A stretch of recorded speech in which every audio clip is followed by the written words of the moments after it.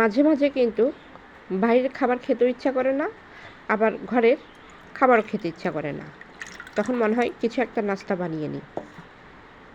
ঠিক আজ ঝটপট একটা নাস্তা বানাচ্ছি, সবারই পরিচিত। এখানে আমি দুধটাকে জাল দিয়ে রেখেছিলাম, ঠান্ডা করে নিয়েছি এবং পরিমাণ মতন চিনিটা আপনাদের পছন্দ অনুযায়ী দেবেন এবং সামান্য একটু লবণ দিয়ে দেবেন। এটাকে ভালো করে ফেটে নিতে হবে।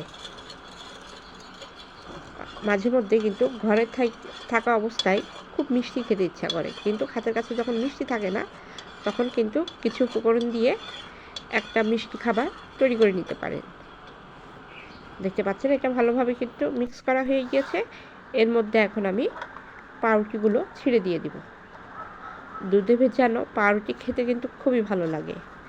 আমার মতো এভাবে খেতে কে কে পছন্দ করেন কমেন্ট বক্সে এসে জানিয়ে যাবেন। এটা যখন ভিজে যাবে এবং গালে যখন দেওয়া হয় নরম, মানে এর স্বাদটা অসাধারণ লাগে। এটা কিন্তু বানানো হয়ে গিয়েছে।